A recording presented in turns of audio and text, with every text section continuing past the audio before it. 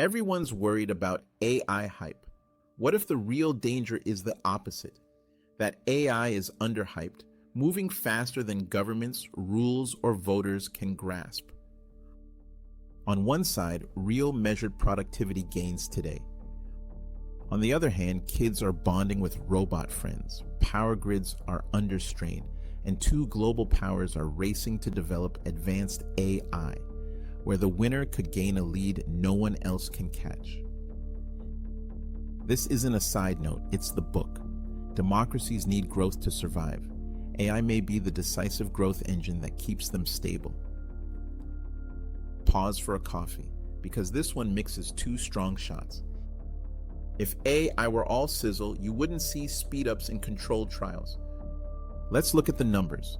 Real workers, real tasks, real data. In a large call center, agents using AI resolved about 14% more issues per hour. For new agents, less than a year on the job, it was closer to 34%. This was a rigorously controlled study comparing pre- and post-AI performance. What does that mean on the ground? If a team usually clears 100 tickets, AI boosts that to about 114. For new agents, it jumps to around 134. That's one extra smooth handoff every 7 calls, every hour, every shift. Developers saw an even bigger boost. In a randomized test, engineers using GitHub Copilot finished tasks 55% faster. Not just a small productivity bump, they cut the time in half. What normally takes 8 hours now takes about 3.6. That reshapes sprint planning, code reviews, and what small teams can ship in a week. We're seeing a similar pattern in consulting. In a BCG study, generative AI helped consultants work faster and produce better quality drafts, outlines, and ideas, especially for newer employees. But on tough, unfamiliar problems, expert judgment still mattered most. The floor rises fast. The ceiling still needs people. That's the trend. Step back, and the pattern feels familiar. This looks a lot like 1995, the tipping point of the IT paradox. For years, tech was everywhere except in the productivity stats. Then adoption spread. Databases in ops, ERP in supply chains, email in sales. Productivity rose as tech reshaped workflows. We're seeing the same curve now, only steeper. The gains don't come from shiny tools, they come when the work adapts. Last year was about chat. This year will be about agents.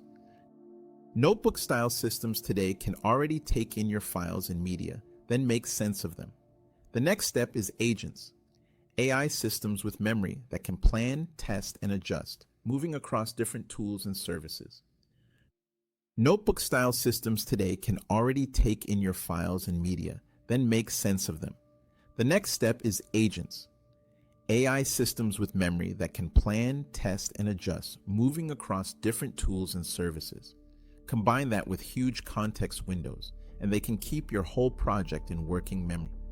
Google's Gemini 1.5 launched with approximately 1 million tokens of context and has tested up to 10 million, while Anthropic's Claude 3.5 offers 200,000 to 1 million depending on tier. That's not just a short note, that's a filing cabinet. Agent chains can turn business workflows into pipelines. Procure, reconcile, file, ship, then do it again the next day, only faster. But Schmidt's warning still applies. If agents invent their own private language to talk to each other, unplug them.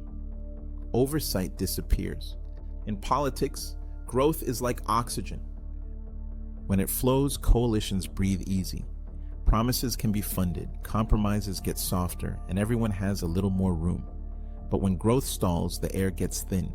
Coalitions choke, choices turn zero-sum. That's why democracies prize growth. Every government makes promises, and without fresh growth, those promises fight each other for the same limited resources. But with growth, you can pay the bill without cutting someone else's share. The history is clear. The mid-1990s ICT boom, when databases, supply chain systems, and email spread widely, proved how a single general-purpose technology can refuel the entire economic engine. So where is today's growth capital flowing? The answer is AI, and the US is far ahead. In 2024, American private AI investment reached about $109 billion. That's roughly 12 times more than China, and about 24 times more than the UK, according to Stanford's AI Index. This money funds research labs, buys massive computing power, and trains frontier models. Once the agents built on those models start operating, they speed up the cycle even further. And here's the global angle. If the era of research agents lands first in the US or India, places with deep technical talent, the productivity curve tilts sharply in their favor. Meanwhile, regions that regulate heavily but invest lightly, much of Europe, large parts of the global south, risk becoming spectators. They'll be in the gallery, watching others on the stage. You can't download a megawatt. It runs on electricity as much as it runs on code. That's the reality of AI.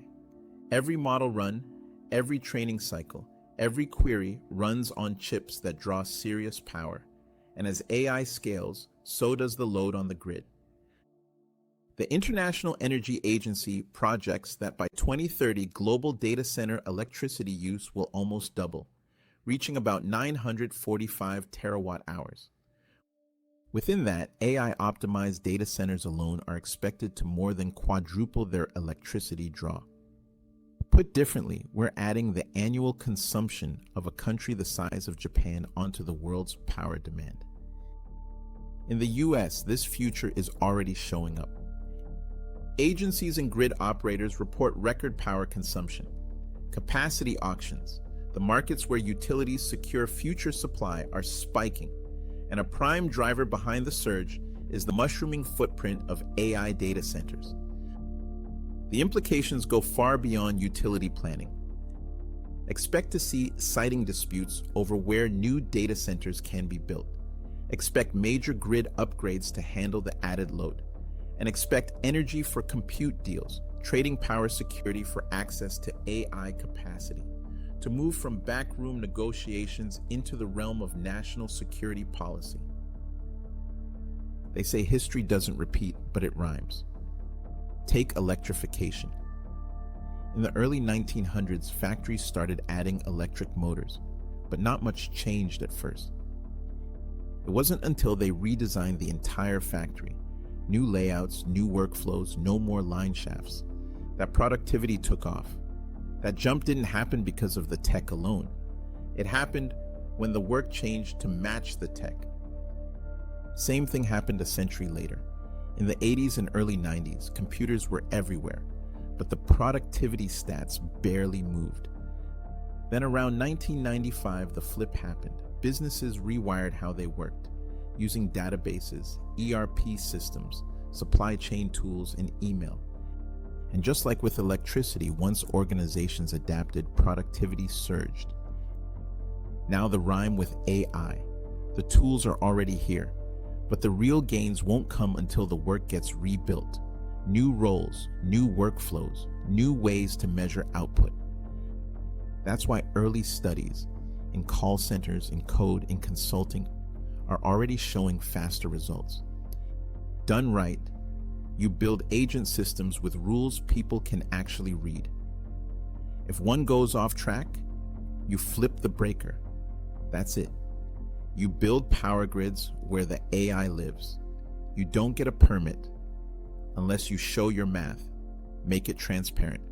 Growth, you measure it. Fewer backlogs, shorter wait times. And for kids, you don't treat them like test pilots. You bake in age awareness. You label bots like nutrition facts. You teach offline first, and you let real auditors check the system. Done sloppy? Agents start speaking in code no one understands. Something breaks, and only then do we start asking questions. We hit power bottlenecks. No wires, no winds. Compute and IP flow offshore. Policy turns into press releases. No real metrics. Talent leaves. Others pull ahead.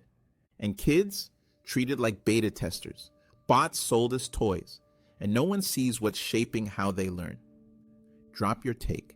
Should democracies cut red tape and wire the grid to capture the AI dividend, or slow roll until the rules catch up? History rhymes. Power rebrands. Stay inquisitive.